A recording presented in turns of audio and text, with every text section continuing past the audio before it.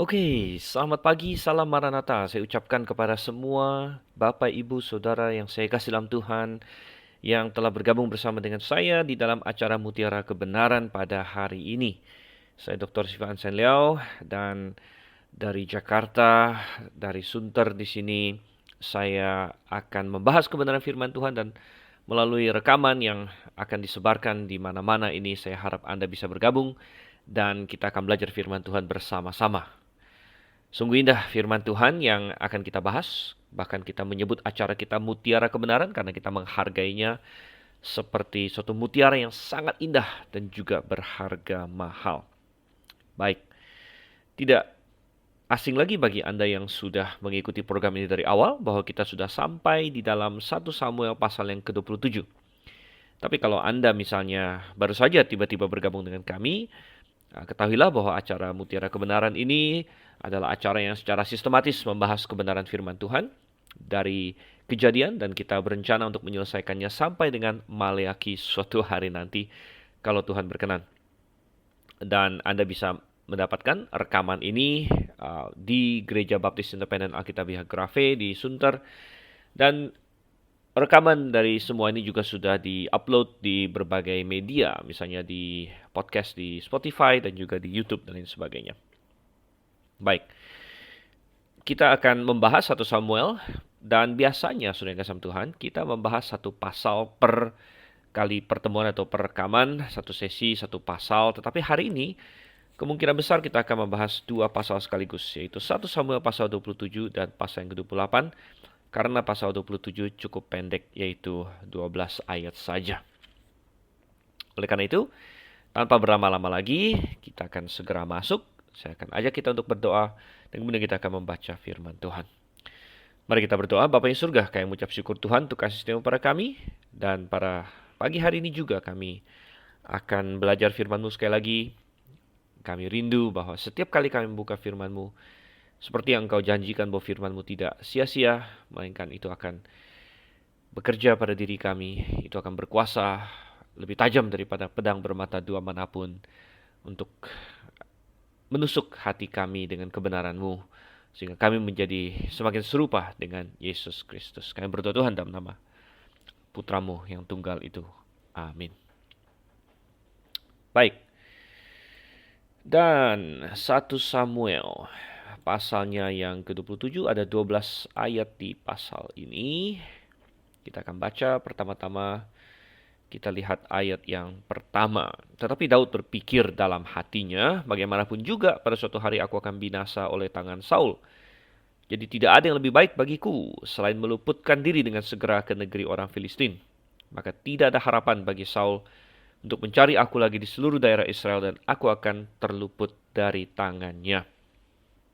Oke, saudara yang kasih Tuhan.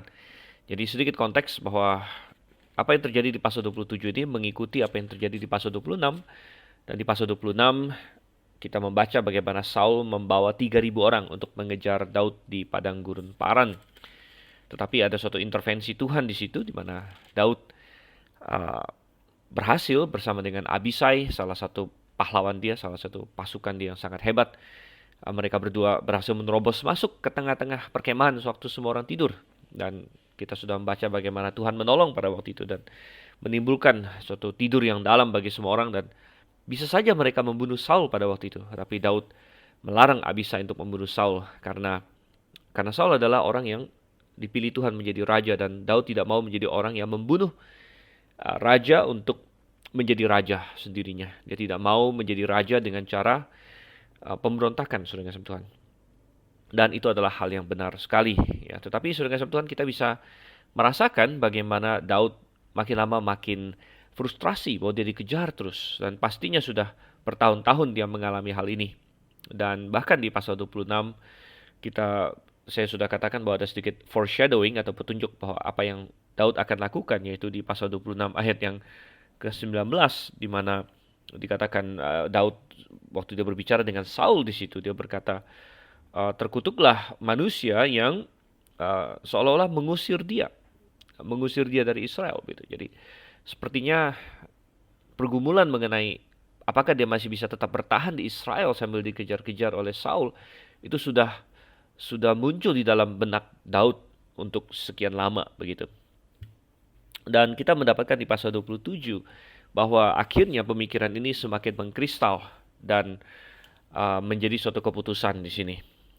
Dan kita membaca bagaimana Daud berpikir dalam hatinya. Daud berpikir dalam hatinya. Jadi kita tidak tahu apakah Daud ada mendiskusikan ini dengan orang lain, apakah dia ada menyebutkannya dengan lantang kepada siapapun, tapi kita dikasih tahu hati Daud di sini. Nah, ini memberitahu kita bahwa Tuhanlah yang menginspirasikan firman-Nya sehingga Tuhan tahu persis hati Daud. Dan Daud berpikir dalam hatinya, bagaimanapun juga suatu hari aku akan binasa oleh tangan Saul. Jadi tidak ada yang lebih baik bagiku saya meluputkan diri ke negeri orang Filistin. Ada beberapa hal yang harus kita komentari di sini, saudara kasih Tuhan.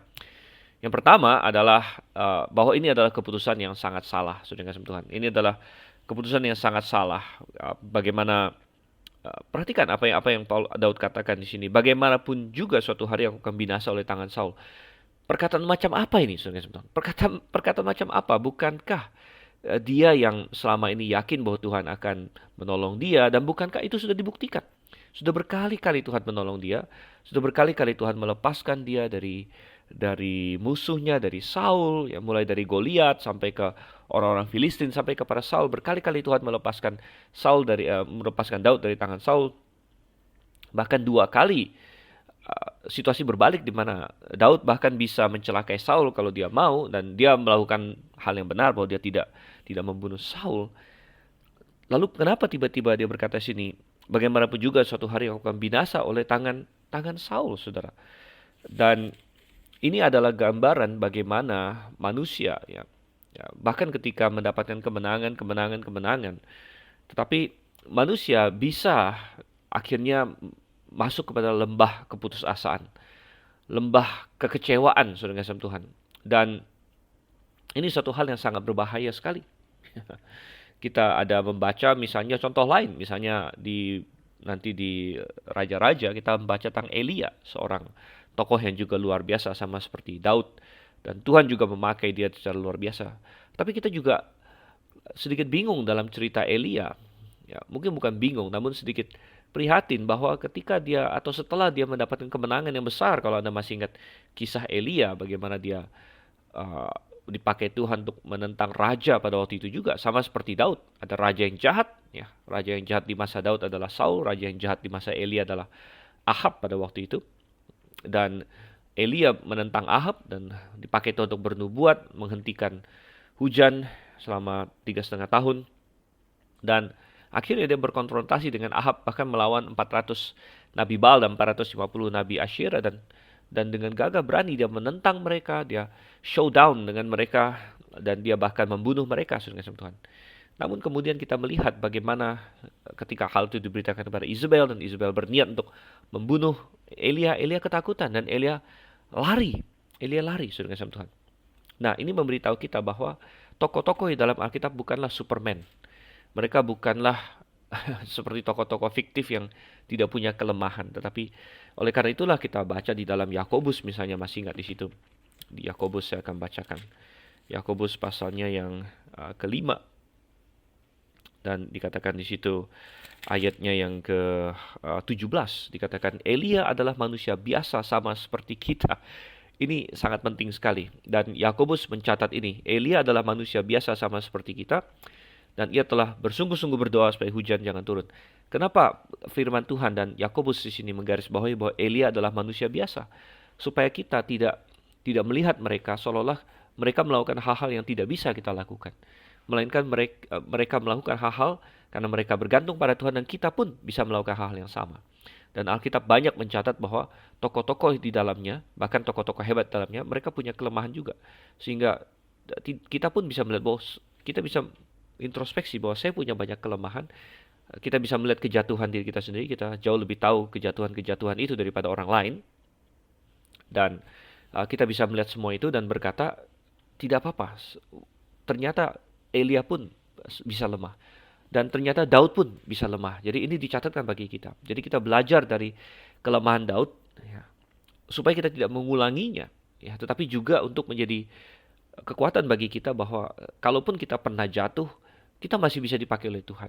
Ya, sebagaimana Tuhan memakai manusia-manusia yang tidak sempurna, seperti Elia, seperti Daud, seperti Simpson, dan lain sebagainya. Semua yang lain, manusia-manusia yang tidak sempurna, karena sama seperti kita semua tidak sempurna, Tuhan bisa memakai mereka dengan luar biasa. Dan Daud juga demikian. Tapi kita bisa belajar dari kesalahan Daud di sini, di mana dia melupakan pendirian dia sendiri.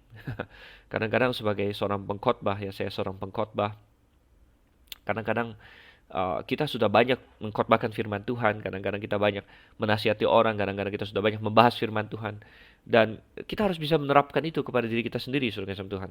Nah, saya kadang-kadang berpikir, wow ya, dan salah satu hal yang saya sendiri sebagai seorang pengkhotbah rasakan, dan istilahnya banyak orang berkata apa rahasianya atau apa taktiknya atau apa tipsnya untuk bisa menyampaikan firman Tuhan dengan efektif dan sebagainya. Dan bagi saya salah satu tips yang paling indah dalam menyampaikan firman Tuhan adalah sampaikanlah hal-hal yang sudah menyentuh diri Anda ya secara pribadi, atau istilahnya sampaikanlah hal-hal yang membangun diri Anda. Jadi itu yang biasa saya lakukan kalau saya mempelajari firman Tuhan untuk diri saya sendiri. Saya mendapatkan hal-hal yang indah bagi diri saya sendiri. Saya mendapatkan hal-hal yang mengetuk dan menusuk diri saya sendiri. Dan saya merasa bahwa ini hal yang begitu indah, saya harus bagikan kepada orang lain.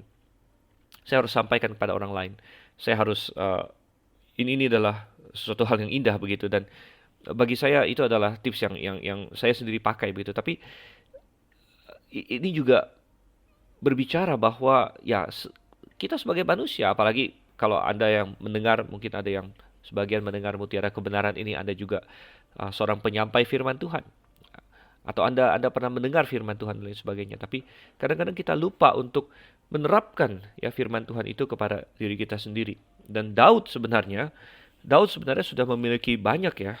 Misalnya nggak usah jauh-jauh, di pasal 26 yang lalu, dia bahkan sudah berkata bahwa kiranya nyawaku berharga di mata Tuhan. Di 1 Samuel pasal 26 ayat yang ke-24 di situ. Sesungguhnya seperti nyawamu pada hari ini berharga di mataku, demikianlah hendaknya nyawaku berharga di mata Tuhan, dan hendaknya Ia melepaskan aku dari segala kesusahan. Dan ini hanya satu sampel saja. Kita bisa cari di banyak pasal-pasal sebelumnya, di pasal 24, di mana Daud mengekspresikan suatu kepercayaan kepada Tuhan yang luar biasa gitu. Jadi sangat menarik sekali bahwa di sini dia berkata, suatu hari aku akan binasa oleh tangan Saul. Ini berarti dia melupakan landasan iman dia, bahwa kebinasaan dan keselamatan dia bukan bergantung pada dirinya, bukan bergantung pada Saul, tapi kepada Tuhan gitu. Kemudian saudara yang Tuhan, kita melihat lagi kesalahan selanjutnya, bukan saja dia kehilangan kepercayaan dia atau confident dia akan pemeliharaan Tuhan pada dirinya, tapi hal itu menyebabkan dia mengambil keputusan yang salah, yaitu dia akhirnya memilih untuk pergi ke negeri Filistin. Nah, Daud melakukan ini bukan berdasarkan suatu perintah Tuhan, suatu pewahyuan dari Tuhan. Ini berbeda dengan apa yang terjadi di sekitar pasal 22, di 1 Samuel 22 ayat yang kelima, di mana waktu itu Daud ada di pegunungan, di kubu-kubu gunung, lalu melalui seorang nabi, yaitu Nabi Gad, Tuhan berkata kepada Daud, jangan tinggal di sini, pergi ke tanah Yehuda. Dan kita sudah bahas itu. Tuhan ingin Daud ada di Yehuda, bukan hanya sembunyi saja, yaitu karena di Yehuda lah dia bisa menolong orang, dia bisa tetap menjadi pelindung bagi orang Yehuda terhadap banyak sekali musuh Israel dan lain sebagainya. Dia tetap bisa berkarya, walaupun dia sedang dianiaya dalam kesusahan, dalam pencobaan, dia masih bisa berkarya bagi Tuhan. Jadi Daud bertindak di situ berdasarkan tuntunan Tuhan, berdasarkan wahyu yang dinyatakan oleh Tuhan melalui Nabi Gad. Tetapi keputusan Daud di sini di pasal 27 untuk pergi ke negeri orang Filistin ini bukan didasarkan kepada suatu tuntunan Tuhan, tetapi didasarkan kepada ketidakpercayaan dia, kepada keraguan-raguan dia, kepada ketakutan dia akan Saul. Dan bayangkan, dia harus keluar dari negeri Israel, dia keluar dari wilayah orang-orang beriman, dan dia akan pergi kepada orang yang tidak beriman. Dan ini adalah suatu keputusan yang sangat salah sekali, saudara. Dan kita akan melihat nanti efeknya akan sangat luar biasa. Tetapi satu hal lagi yang akan kita bahas sebelum kita beralih, yaitu bagaimana Daud berpikir dalam hatinya, saudara. Dan ini mengindikasikan atau menggarisbawahi kepada kita betapa pentingnya hati kita. sebagaimana hati kita berpikir, sebagaimana hati kita merasa dan mengolah segala informasi, demikianlah itu akan mempengaruhi apa yang kita lakukan, keputusan-keputusan kita. Oleh sebab itulah dalam Amsal 4 ayat 23 Tuhan berkata, "Jagalah hatimu dengan segala kewaspadaan, karena dari situlah terpancar kehidupan."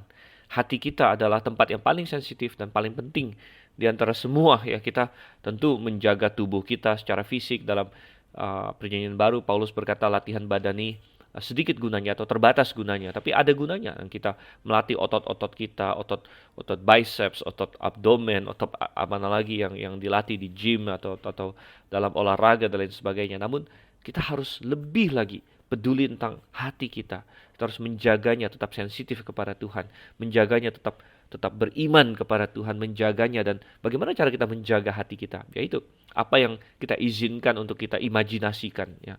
Apa yang kita izinkan untuk kita konsumsi, kita masukkan ke dalam hati kita.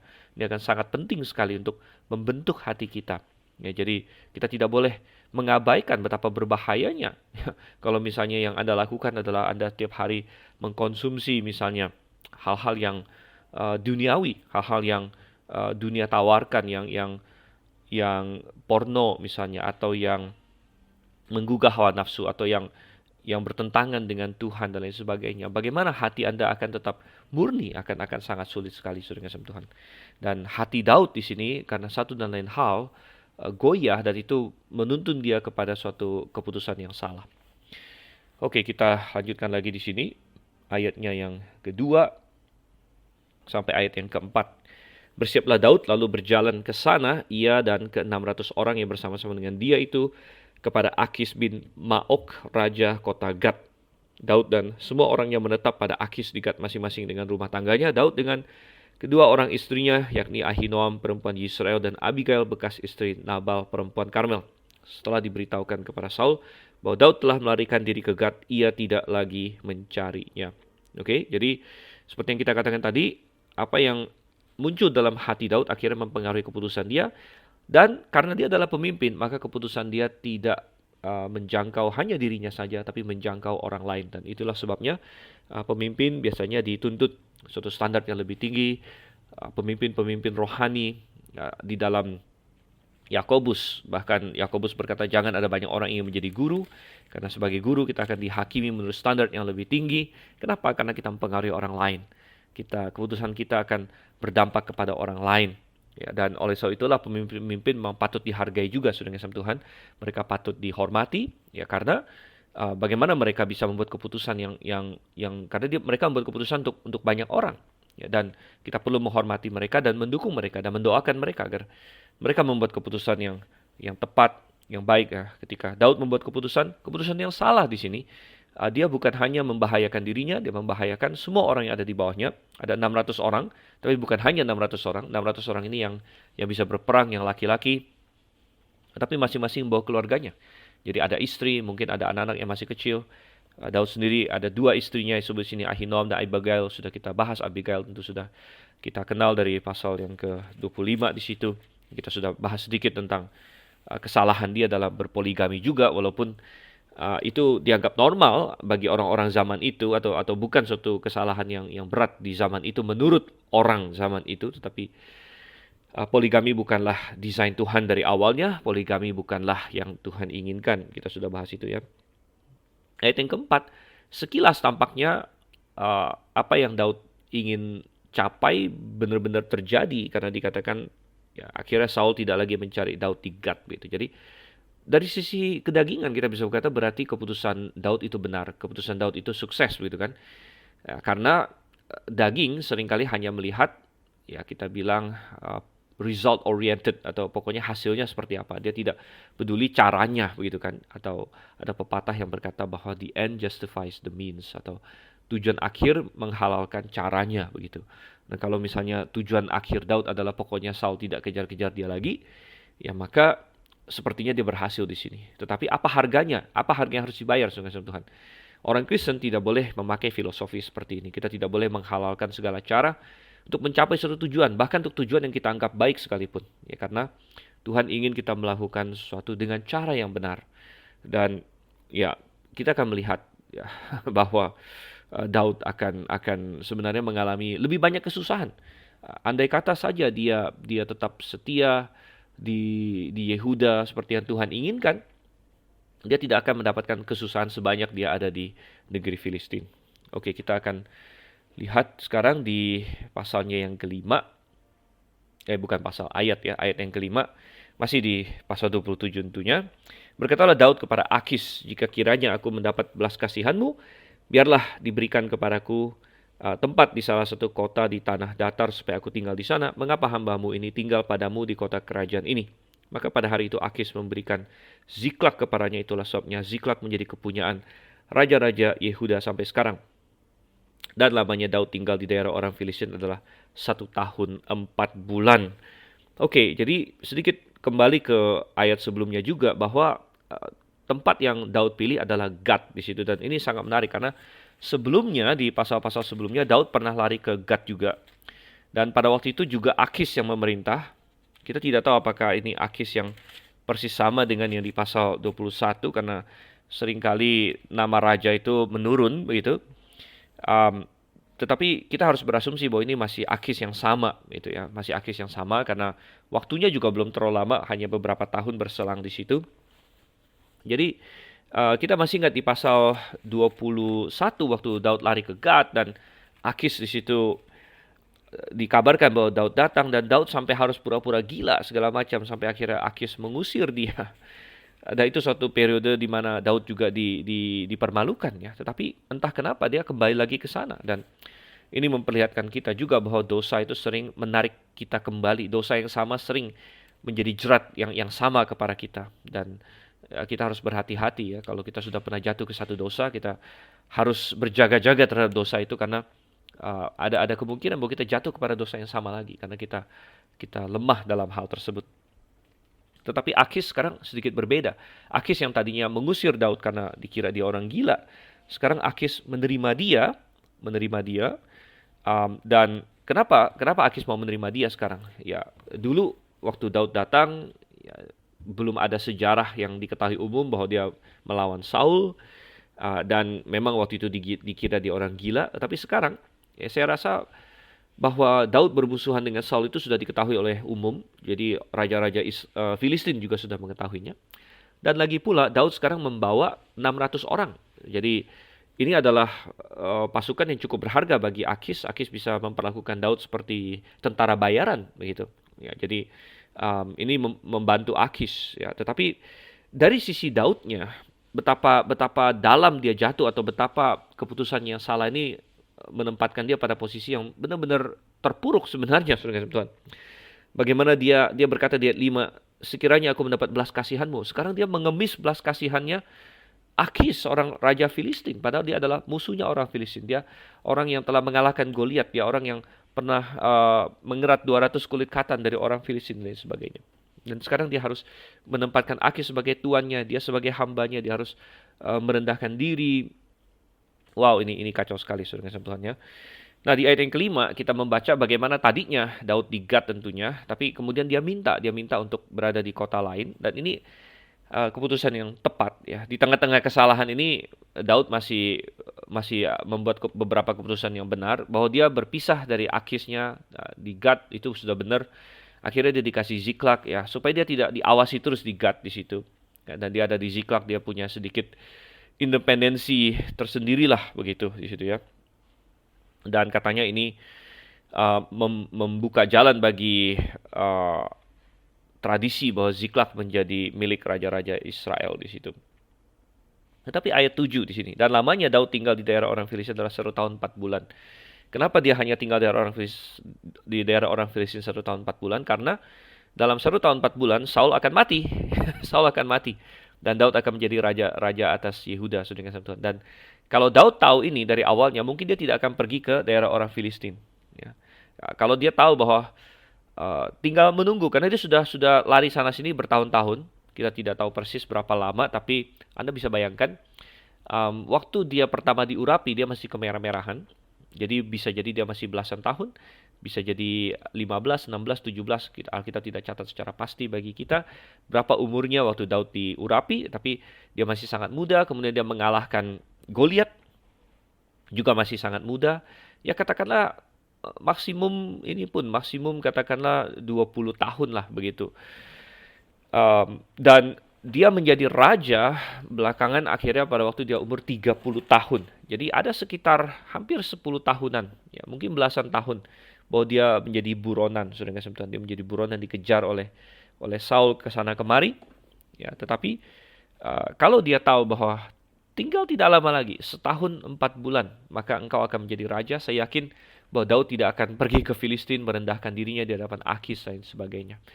Dan seringkali itu yang terjadi. Kita membuat keputusan karena kita putus asa, kita membuat keputusan karena kita tertekan. Padahal kalau kita bertahan sedikit saja lagi, kita berserah kepada Tuhan sedikit saja lagi, sebenarnya solusinya sudah di depan mata ya. Kita tidak tahu timing Tuhan, kita tidak tahu waktu Tuhan. Banyak orang seperti itu. Ada misalnya orang yang dia putus asa masalah pasangan hidup. Tuhan, kok tidak ada orang yang misalnya seorang perempuan kan, tidak ada laki-laki yang mendekati saya dan lain sebagainya, dan uh, yang yang yang yang adalah orang percaya begitu, sehingga akhirnya dia berkompromi, dia berkata ya udahlah, saya menikah dengan orang yang tidak percaya Tuhan, ya padahal ya kita tidak tahu ya waktu Tuhan dan lain sebagainya. Jadi sorry kasih Tuhan, kadang-kadang kita membuat keputusan masalah pekerjaan. Ya, ada orang yang merasa bahwa dia harus berkompromi, akhirnya mengambil pekerjaan yang dia tahu menentang prinsip-prinsip firman Tuhan, karena padahal dia tinggal menunggu sebentar lagi misalnya. Jadi ya kadang-kadang kita berkata, oh tapi kan Pak Stephen, Anda tidak tahu masa depan, Anda bisa jamin tidak? Ya saya sebagai manusia tidak bisa jamin tentunya. Dan bukan saya yang bisa menjamin Anda, Tuhan yang menjamin kita, saudara-saudara. Dan seharusnya posisi kita adalah, pendirian kita adalah bahwa kita akan taat kepada Tuhan. Ya, kalaupun sampai kita mati pun kita taat sama Tuhan. Gitu. Ada orang yang mendapatkan pembebasan, mendapatkan solusi yang ajaib. Ada orang juga yang mati, bahkan sampai mati martir di hadapan Tuhan. Namun dia lebih memilih untuk berpegang kepada kebenaran daripada dia berkompromi. Ya, jadi itu hal yang harus kita perhatikan di sini. Oke, ayat yang ke-8 sampai dengan ayat yang ke-12. Maka Daud dan orang-orangnya bergerak maju dan menyerbu orang Gesur, orang Girzi, dan orang Amalek, sebab orang-orang inilah penduduk negeri itu yang membentang dari Telam ke arah Syur sampai ke tanah Mesir. Apabila Daud memusnahkan negeri itu, seorang pun tidak dibiarkannya hidup, baik laki-laki maupun perempuan. Ia merampas kambing domba, lembu, keledai, unta, dan pakaian. Kemudian pulanglah ia dan kembali kepada Akis. Jika Akis bertanya, di mana kamu menyerbu pada hari ini? Maka jawab Daud, di tanah Negeb Yehuda, atau di tanah Negeb orang Yerameel, atau di tanah Negeb orang Keni. Daud tidak membiarkan hidup seorang pun, baik laki-laki maupun perempuan, untuk dibawa ke Gad, sebab pikirnya jangan-jangan mereka mengabarkan tentang kami dengan berkata, beginilah dilakukan Daud. Itulah kebiasaannya selama ia tinggal di daerah orang Filistin. Tapi Akis mempercayai Daud, sebab pikirnya, tentulah ia telah membuat diri dibenci di antara orang Israel bangsanya. Ia akan menjadi hambaku sampai selamanya. Oke, jadi apa yang Daud lakukan selama ia di Ziklag, saudara kasih Tuhan? Rupanya dia secara intinya dia menjadi bandit, saudara kasih Tuhan. Jadi wow, betapa terpuruk sebenarnya dia menjadi bandit, dia menyerang orang-orang tertentu, ya. Dan dari sisi positifnya yang dia serang ini adalah musuh-musuh Israel, ya. Jadi dia tidak menyerang orang Israel, dia bukan menjadi pengkhianat. Walaupun dia berperang melawan Saul, ingat bahwa dia tidak membenci Saul, dia tidak membenci orang Israel. Yang dia serang adalah musuh-musuh Israel. Salah satunya orang Amalek bahkan disebut sini. Dan ini kembali menggarisbawahi ketidaktaatan Saul waktu dia disuruh untuk membasmi Amalek. Dan Saul bilang, sudah aku lakukan. Ya, waktu Samuel datang menegur dia, sudah aku lakukan. Ya, fakta berkata berbeda. Fakta berkata bahwa Saul tidak taat sama firman Tuhan, sehingga ada cukup banyak orang Amalek yang bisa lolos bahkan. Ya, termasuk rajanya tidak dibunuh, belakangan dibunuh oleh Samuel, dan masih ada banyak yang lolos intinya, sehingga masih ada orang Amalek di sini untuk diserang oleh Daud. Ya. Jadi Daud menyerang musuh-musuh Israel, tapi dia menyerang musuh-musuh Israel di sini bukan atas perintah Tuhan nomor satu, ya, tapi semacam memang menyerang mereka saja untuk mendapatkan harta mereka, untuk mendapatkan, ya, merampas katanya di ayat yang ke-8 kan, kambing domba dan sebagainya gitu. Dan apa yang terjadi? Rupanya Daud memainkan suatu permainan yang cukup berbahaya juga di sini. di mana dia bohongin Akis ya, dan ini salah satu contoh bahayanya lagi ketika dia berada di Filistin, dia buat keputusan yang salah. Dan keputusan yang salah sering mengharuskan kita untuk berdosa lebih lanjut lagi. Dan karena Daud menempatkan dirinya di bawah Akis yang adalah suatu kesalahan, dan dia terpaksa merasa terpaksa dia harus berbohong sama Akis ya, dan dia bohongin Akis. Ini adalah kebohongan. Tuhan tidak pernah suka dengan kebohongan ya, dan Daud bohongin Akis bahwa dia pergi menyerang Yehuda katanya. Dia pergi menyerang kota Israel, padahal yang dia serang musuh Israel. Ya, jadi dengan demikian kita baca bahwa Akis menjadi sangat yakin tentang Daud, bahwa Daud akan setia kepadanya karena dia sudah benar-benar menjadi musuh orang Israel begitu. Nah, tetapi untuk bisa melakukan itu, Daud membunuh semua orang, ya baik laki-laki maupun perempuan, semua dibunuh dari tempat-tempat yang dia serang itu. Jadi dari sini Daud belajar rupanya untuk membunuh demi menutup mulut orang, begitu. Dan apakah ini nanti turut menyumbang kepada apa yang dilakukan kepada Uria? Bisa jadi, saudara kasih Tuhan. Karena belakangan dosa dia yang paling terkenal, yaitu dosa dia berzina dengan Batsheba, dan akhirnya Batsheba kasih tahu dia hamil dan lain sebagainya, dan uh, Daud akhirnya mencoba menyelesaikan itu. Setelah dia buntu sana sini, dia akhirnya menyelesaikan dengan cara membunuh Uria. Jadi dari mana Daud belajar bahwa kita bisa menyelesaikan masalah dengan cara membunuh saja, gitu. Ya, dia tidak belajar itu dari Saul, artinya dia memilih tidak membunuh Saul, yaitu keputusan yang benar. Tetapi kita melihat di sini dia akhirnya belajar untuk membunuh ya, seisi kampung Amalek kah, Gesur kah, Girzi kah, supaya mereka tidak merusak rencana dia dan sebagainya.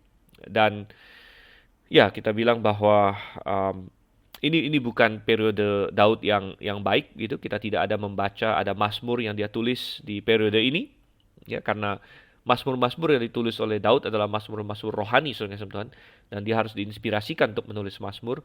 Makanya semua Mazmur dia diinspirasikan oleh Tuhan, dicatat di situ di kitab Mazmur. Tapi tidak ada Mazmur yang dia tulis yang berasal dari periode waktu ketika dia menjadi anak buahnya Akis di sini. Nah, ini mengindikasikan bahwa secara rohani dia dalam titik yang rendah dalam hidupnya. Dia tinggal di Ziklag, dan Ziklag nanti kita akan ketemu lagi di pasal 30, dan akan membuktikan bahwa Ziklag ini akan membuktikan bahwa kesusahan yang dia dapat ya, dengan berlindung pada Filistin jauh lebih besar daripada kesusahan yang dia dapat dikejar-kejar oleh Saul sekalipun. Oke. Nah, dari sana kita masuk ke pasal 28, karena tadi sudah kita katakan bahwa hari ini kita akan membahas dua pasal sekaligus. Ya, dan kita baca ayat 1 dan ayat 2. Pada waktu itu orang Filistin mengerahkan tentaranya untuk berperang melawan orang Israel. Lalu berkatalah Akis kepada Daud, ketahuilah baik-baik bahwa engkau beserta orang-orangmu harus maju berperang bersama-sama dengan aku dalam tentara.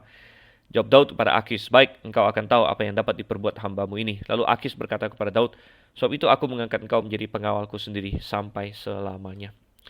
Oke, dan ini masalah lain yang muncul lagi karena keputusan Daud untuk tinggal di antara orang Filistin dan menjadi anak buah Akis, yaitu ketika suatu hari Filistin mau berperang melawan Israel di sini, saudara-saudara.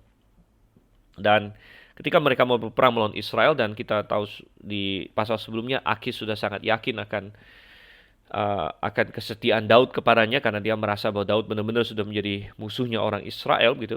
Padahal Daud tidak, ya, dan dia bilang, oke, Daud, kamu akan berperang bersama aku. Bahkan dia mengangkat Daud menjadi bodyguardnya dia. Itu suatu tempat kehormatan pada waktu itu.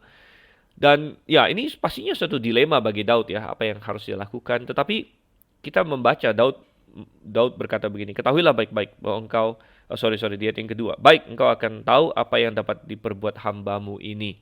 Dan kita bisa mengartikan ini macam-macam. Ada sebagian orang yang mengartikan bahwa Daud benar-benar sudah mau berkhianat ya kepada Israel, tapi saya tidak melihatnya demikian.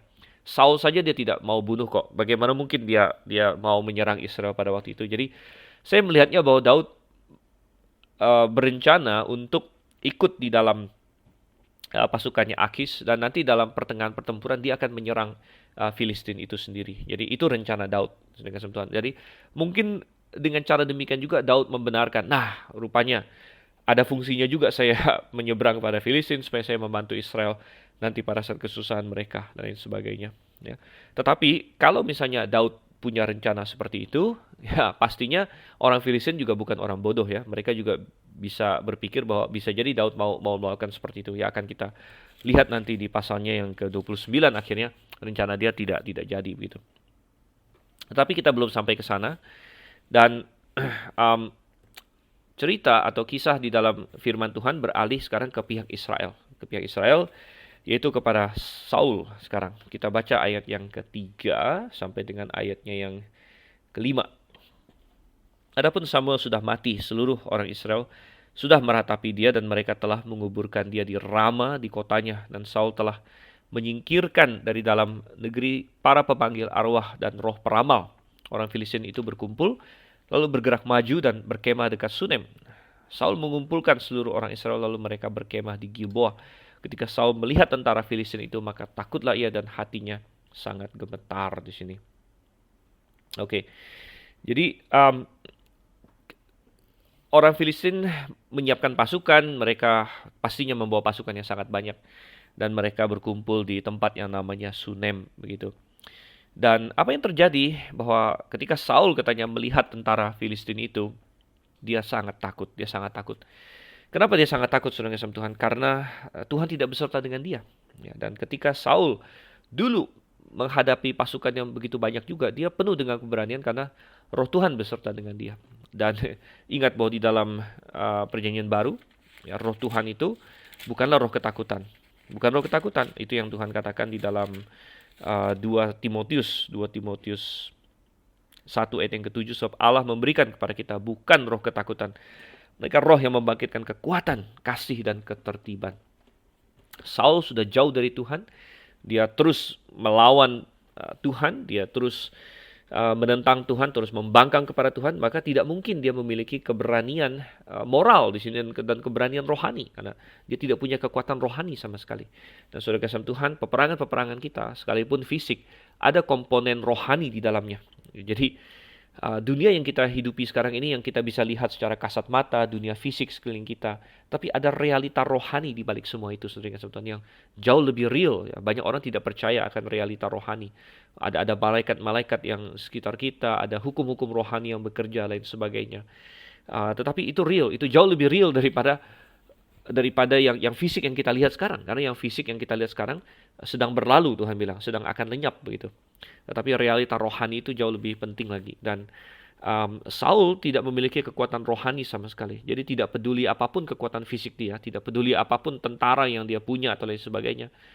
Dia tidak memiliki keberanian sama sekali, dia gentar ya. Apalagi Samuel sudah mati, saudara kasih Tuhan. Dan Samuel adalah semacam mentor bagi Saul. Saul tentu masih sangat respect kepada Samuel. Kita sudah membaca bahwa Samuel sudah mati dan Saul sangat ketakutan. Nah, ada sedikit informasi yang diberikan di ayat 3 yang akan relevan di sini untuk sisa pasal ini, di mana dikatakan Saul telah menyingkirkan dari dalam negeri para pemanggil arwah dan roh peramal. Kenapa poin ini disinggung? Karena nanti di selanjutnya di pasal ini kita akan melihat ya Saul akan mencoba mencari pemanggil arwah begitu. Tetapi Saul telah menyingkirkan dari dalam negeri para pemanggil arwah dan roh peramal. Dan ini sudah sesuai dengan firman Tuhan. Karena Tuhan memerintahkan umatnya untuk tidak berurusan dengan hal-hal seperti ini. Kita bisa buka itu di berbagai perikop. Misalnya di Imamat 19 ayat 31. Ya, di situ saya bacakan, janganlah kamu berpaling kepada arwah atau kepada roh-roh peramal. Janganlah kau mencari mereka dan dengan demikian menjadi najis karena mereka. Tuhan melarang orang Israel untuk mencari roh-roh peramal, pemanggil arwah dan lain sebagainya. Juga di Imamat 20 ayat yang ke-6, orang yang berpaling kepada arwah atau kepada roh-roh peramal, yakni yang berzina dengan bertanya kepada mereka. Nah, berzina. Jadi Tuhan menganggap orang yang memakai pemanggil arwah segala macam ini melakukan zina rohani. Zina rohani karena mereka berpaling dari Tuhan ya, dan pemanggil arwah dan lain sebagainya ini adalah orang-orang yang dikendalikan oleh roh-roh jahat ya. Jadi berurusan dengan arwah dan peramal-peramal ini adalah berurusan dengan roh-roh jahat ini, okultisme kita bilang. Dan Tuhan bilang, kamu berzina secara rohani, aku akan lenyapkan kamu.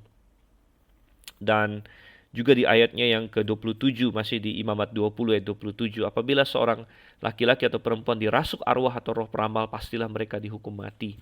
Oke, jadi sesuatu hal yang sangat keras sekali dan rupanya Saul ya, ya, kita harus memberikan dia kredit bahwa dia sempat melakukan apa yang Tuhan tuntut di sini, yaitu mengenyahkan orang-orang ini.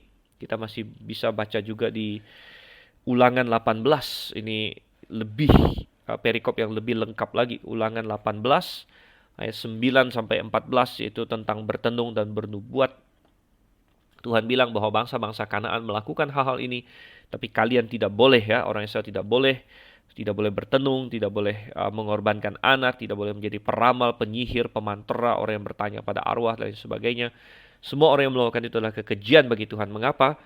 Karena itu semua sebenarnya adalah bohong-bohongan, saudara Tuhan. Pemanggil arwah, peramal, segala macam, itu semua adalah bohongan. Itu semua adalah tipuan iblis. Ya, itu semua adalah tipuan iblis. Dan Saul mengenyahkan semua itu sebelumnya. Dan sebelumnya ini kapan? Sebelumnya ini ya mungkin kita bisa melihat bahwa ketika Samuel masih hidup, ketika mungkin dia masih dituntun oleh Samuel, ketika dia masih mau dengar Samuel, ya. Tetapi kita akan melihat di sini bahwa ternyata ketaatan Saul itu adalah ketaatan yang bukan karena dia sendiri paham, bukan karena dia sendiri benar-benar mengerti firman Tuhan, tapi memang karena dia dituntun oleh pihak lain. Dan ada beberapa tokoh dalam Alkitab yang seperti itu.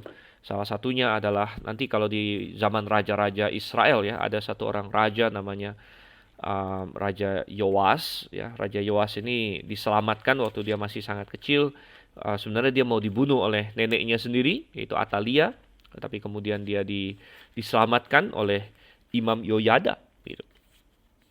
Dan Alkitab mengajarkan bahwa Yoas melakukan apa yang benar selama hidupnya Yoyada. Dan Anda bisa baca ini di 2 Raja-Raja 12 dan di 2 Tawarik 24. Namun ketika Yoyada sudah mati, Yoas akhirnya menjadi orang yang jahat, menjadi raja yang jahat. Jadi ada orang-orang yang seperti itu. Nah, Saul sepertinya demikian. Ketika dia masih di bawah pengaruh Samuel, ketika dia belum memberontak kepada Samuel dan sebagainya, dia melakukan apa yang benar. Namun tidak dengan sepenuh pengertian, ya. Dan akhirnya dia akan jilat sendiri lagi dan dia akan melanggar sehingga Tuhan. Dan itu perlu menjadi renungan bagi kita juga, ya. Tentu ada pengaruh baik di sekeliling kita, ada seorang mentor rohani, ada seorang kakak rohani, seorang bapak rohani. Itu hal yang sangat baik sekali.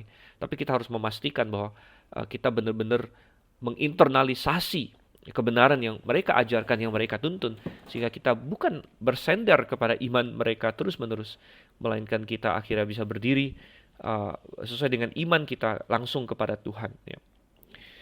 Oke, coba kita lanjut lagi ayatnya yang ke-6 di sini. Ini suatu ayat yang sangat-sangat sedih sebenarnya, ya.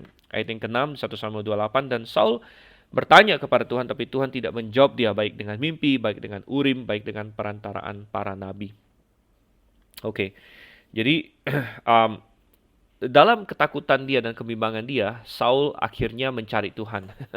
Saul mencari Tuhan, ya, tapi sangat sedih sekali bahwa Tuhan tidak mau menjawab dia. Dan Anda mungkin bertanya, kenapa Tuhan tidak mau menjawab dia di sini? Oh, sudah kasih Tuhan. Tuhan tidak mau menjawab dia karena apa? Ya, karena dia sedang dihakimi. Ini adalah penghakiman Tuhan terhadap dia, saudara Tuhan. Tuhan tidak menjawab dia karena dia tidak taat sama Tuhan. Dan ini menggarisbawahi satu hal juga kepada kita. Kita tidak bisa mengharapkan Tuhan menyatakan kehendaknya kepada kita kalau misalnya ada kehendak-kehendak Tuhan yang sudah jelas yang tidak mau kita lakukan. Ya, saya sering mengkhotbahkan ini dan sering menekankan ini kepada siapapun, baik orang-orang muda, baik orang yang sudah tua dan lain sebagainya. Sering orang Kristen lip service, ya, kita berkata, Tuhan, aku mau cari kehendak-Mu, Tuhan tuntun aku, dan sebagainya. Dan seringkali kita minta tuntunan Tuhan dalam hal-hal yang kita anggap sangat penting, ya, misalnya kita mencari pasangan hidup. Tuhan tuntunlah aku, siapakah istriku nanti, siapakah suamiku nanti.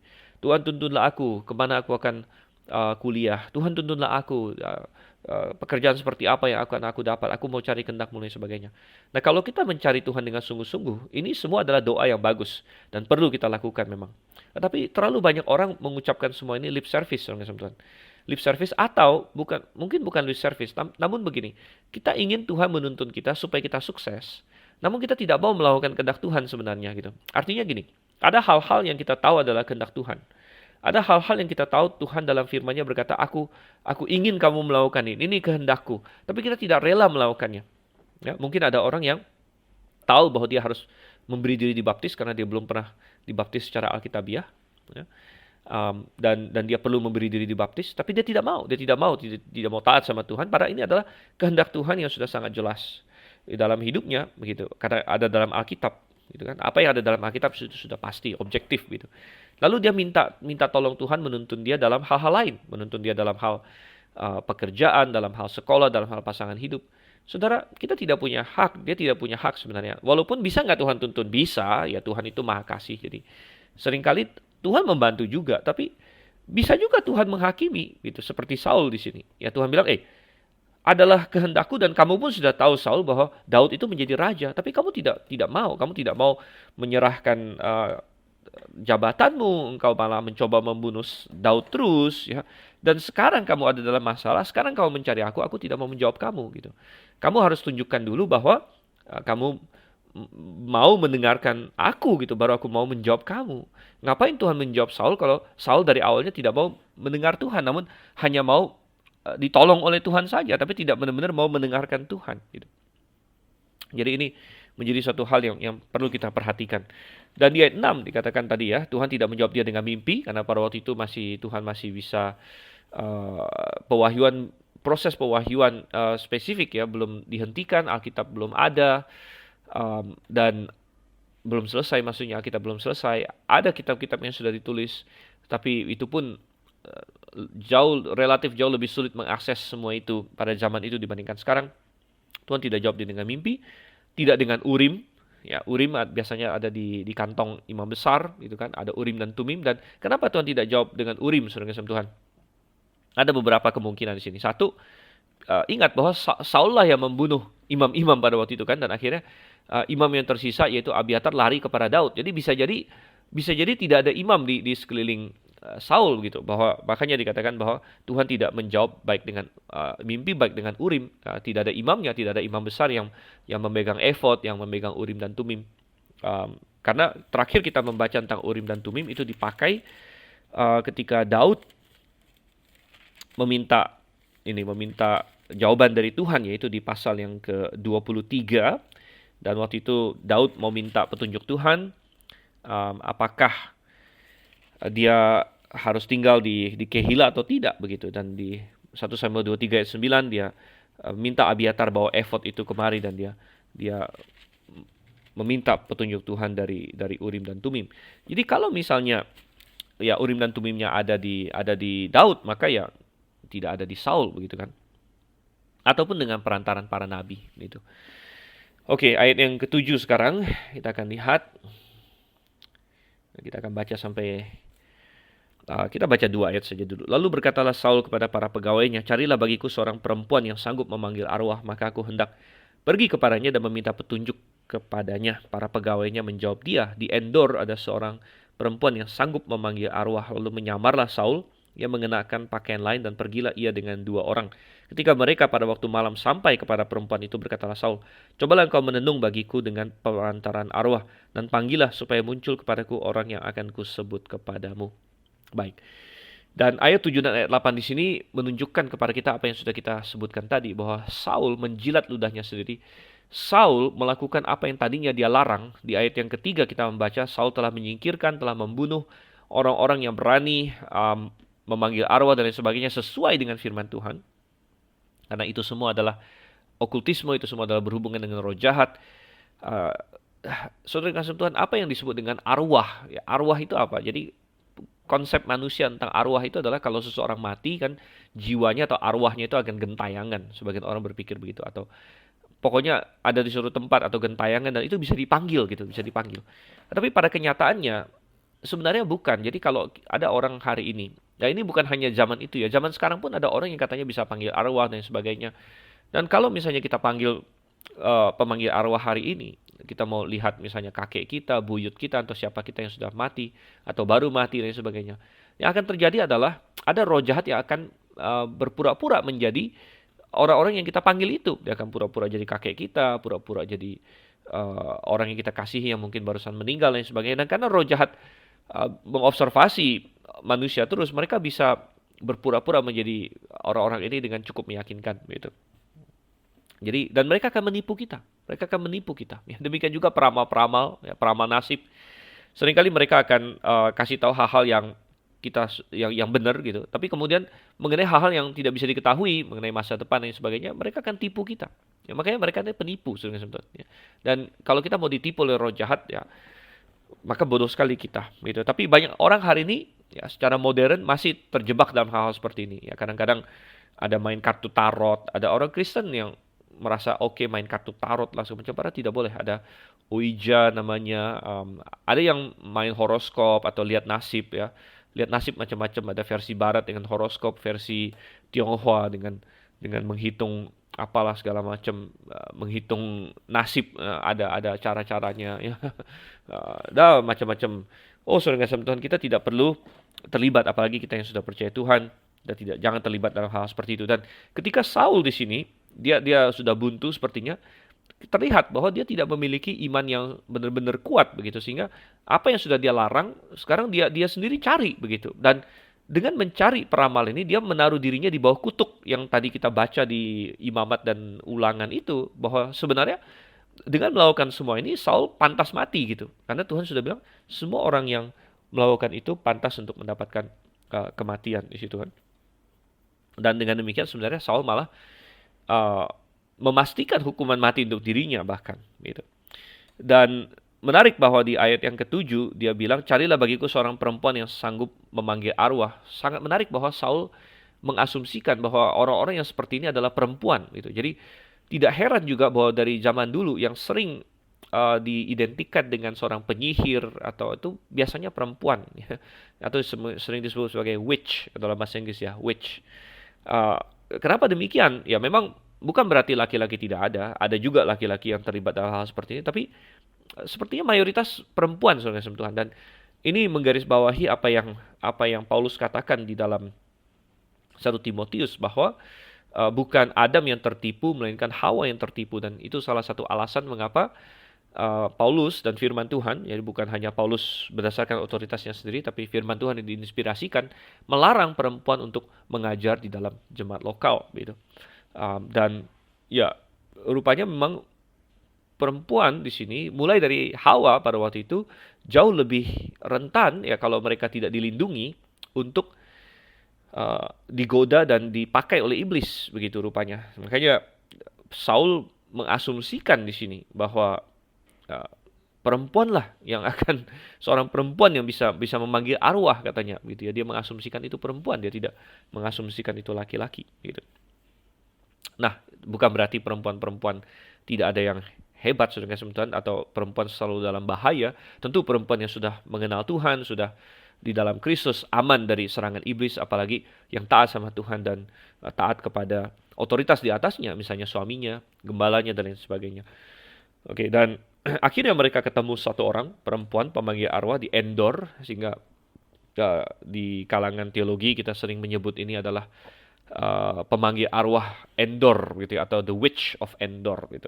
Nenek sihir di Endor itulah ya. Saul menyamar, dia pergi dengan 2 orang dan dia minta jasa dari si perempuan ini. Kita baca lagi dari ayat 9 dan seterusnya.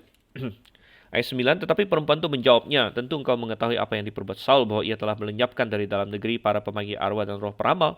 Mengapa engkau memasang jerat terhadap nyawaku untuk membunuh aku? Rupanya perempuan ini cukup was-was juga ya. Jangan-jangan ini semacam operasi jebakan oleh pemerintah Saul gitu. Ayat 10, lalu bersumpahlah Saul kepadanya demi Tuhan. Wow, saudara kasih Tuhan.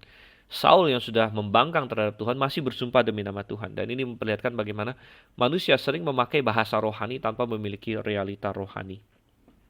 Ya, bersumpahlah Saul kepadanya demi Tuhan, katanya, demi Tuhan yang hidup tidak akan ada kesalahan tertimpa kepadamu karena perkara ini. Padahal tadinya dia giat untuk melakukan firman Tuhan, melenyapkan mereka, namun terlihat bahwa dia tidak memiliki pengertian yang benar, dia bukan melakukan itu dengan pengertian. Dia tidak sungguh-sungguh mengasihi Tuhan dan firman-Nya. Ya. Oke, ayat 11. Sesudah itu bertanyalah perempuan itu, siapakah yang harus kupanggil supaya muncul kepadamu? Jawabnya, panggillah Samuel supaya muncul kepadaku.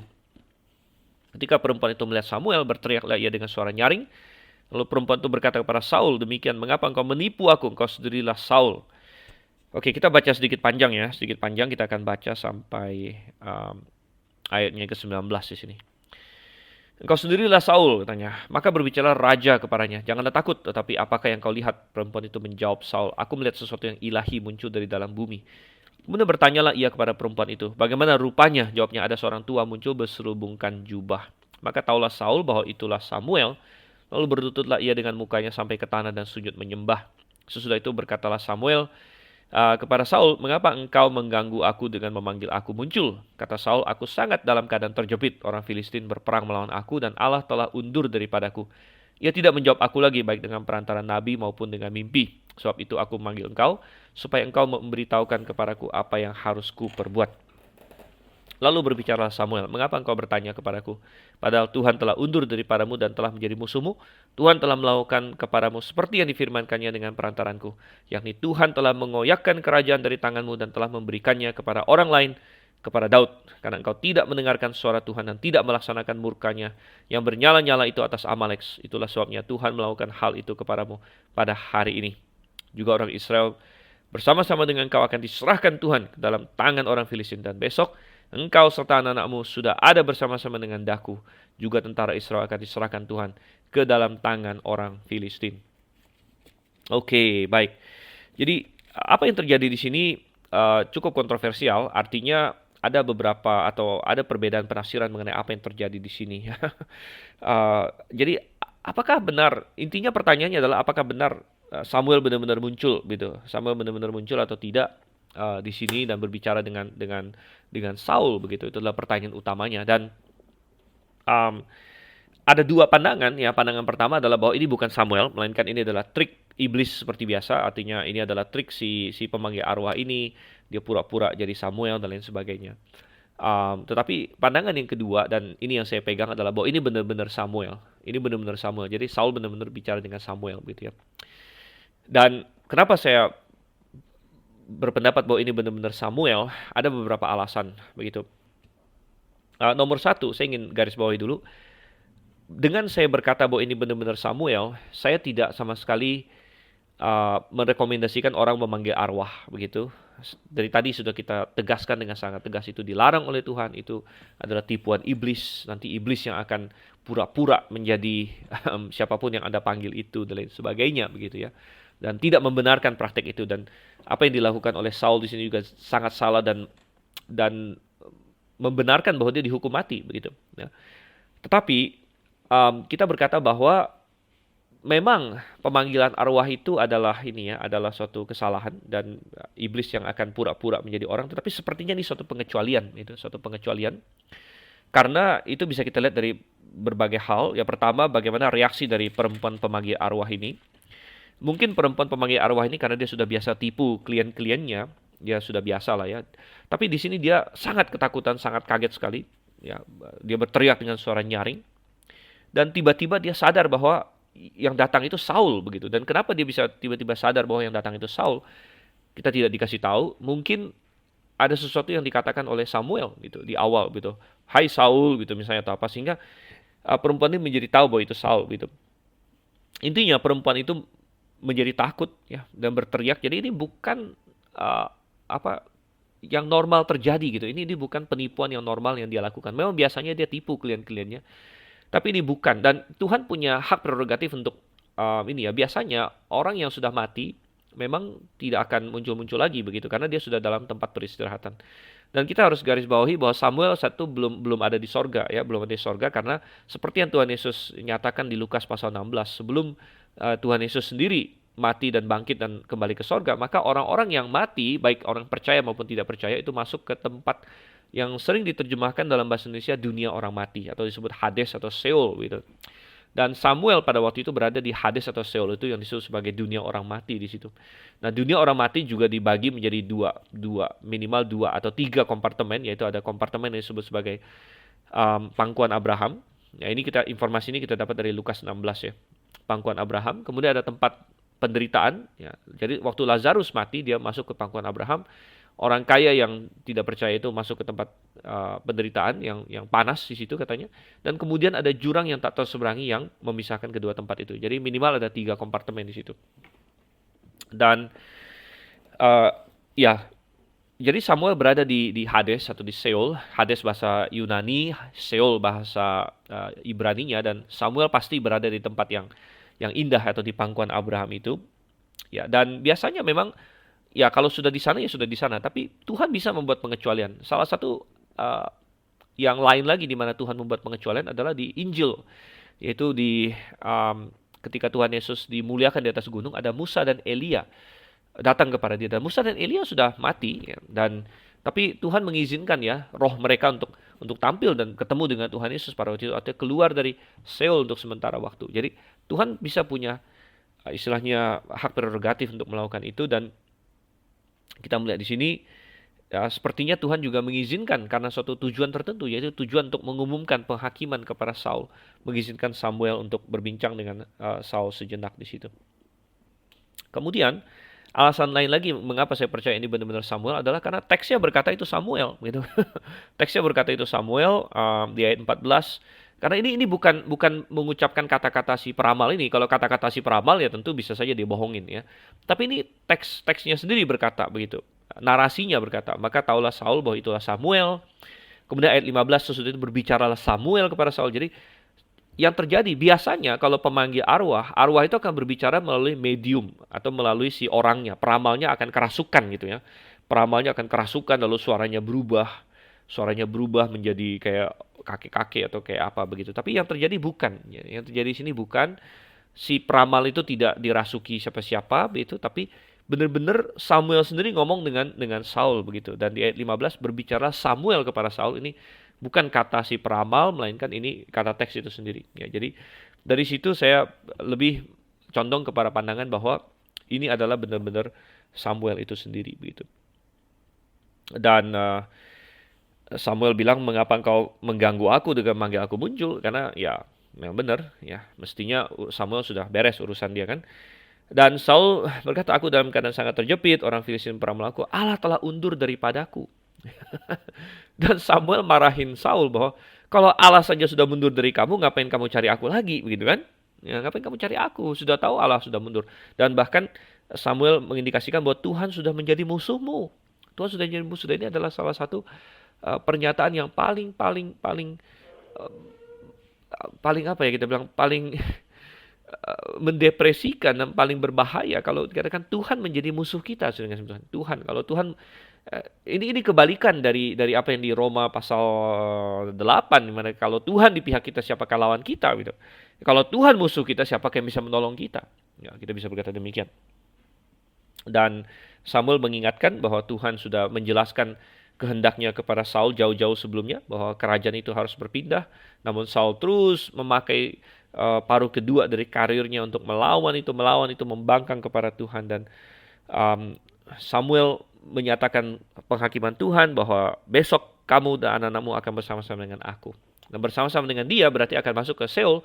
Masalah masuk ke yang mana? Ke yang tempat orang diselamatkan atau masuk ke tempat orang yang tidak diselamatkan, kita tidak dikasih tahu dengan pasti. Tapi yang jelas bahwa mereka akan mati dan tentara Israel akan kalah, diserahkan pada orang Filistin. Dan ini alasan lain mengapa saya percaya bahwa ini adalah Samuel, karena ternyata apa yang dikatakan oleh Samuel di sini benar-benar terjadi. Berarti ini benar suatu nubuatan dari Tuhan gitu. Oke, kita lanjut ayat yang ke-20 sampai ayat yang ke-25, kita overtime sedikit. Pada saat itu juga rebahlah Saul memanjang ke tanah sebab ia sangat ketakutan oleh karena perkataan Samuel itu. Juga tidak ada lagi kekuatannya karena sehari semalam itu ia tidak makan apa-apa.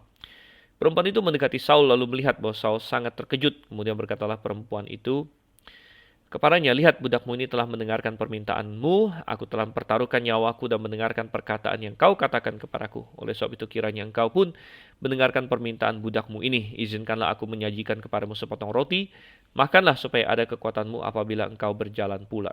Tetapi Saul menolak dan berkata, aku tidak mau makan. Tetapi ketika para pegawainya serta perempuan itu juga mendesak, maka didengarkannya lah permintaan mereka. Lalu bangkitlah ia dari tanah dan duduk di balai-balai. Perempuan itu mempunyai seekor anak lembu tambun di rumahnya, maka segeralah ia menyembelih itu. Ia mengambil tepung, diremasnya dan dibakarnya menjadi roti yang tidak beragi. Dihidangkannya semuanya itu ke depan Saul dan ke depan para pegawainya. Lalu mereka makan, kemudian bangkitlah mereka dan pergi pada malam itu juga. Siapapun yang mendengar berita seperti Saul pasti akan kehilangan seluruh energinya, dan akhirnya apa yang Saul ingin dapatkan dari episode ini tidak dia dapatkan. Dia ingin mencari Tuhan untuk mendapatkan pertolongan, dia ingin mendapatkan kata-kata penghiburan, tapi Tuhan tidak mau jawab dia. Akhirnya dia memilih berdosa untuk pergi ke pemanggil arwah, dan akhirnya dia tidak mendapatkan kata-kata penghiburan, tapi kata-kata penghakiman, saudara kasih Tuhan. Dan bisa jadi dia keluar dari tempat ini lebih lemah dari sebelum dia datang, saudara kasih Tuhan.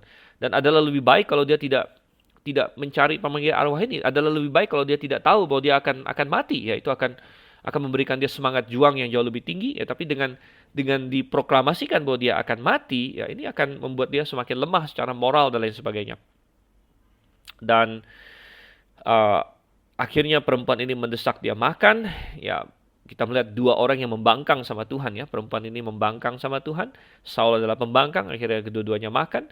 Dan ya, makanan ini bisa dibilang ibarat makanan terakhir seorang narapidana yang akan dihukum mati, gitu. Sangat sedih sekali bahwa karir seorang yang mulai dengan begitu baik sebentar lagi akan berakhir dengan sedemikian buruk. Tapi itulah yang terjadi, dan karir Saul dan pribadi Saul akan menjadi suatu peringatan yang sangat sangat penting bagi kita, dan akan kita tekankan sekali lagi nanti di akhir dari 1 Samuel ketika kita benar-benar melihat kematiannya.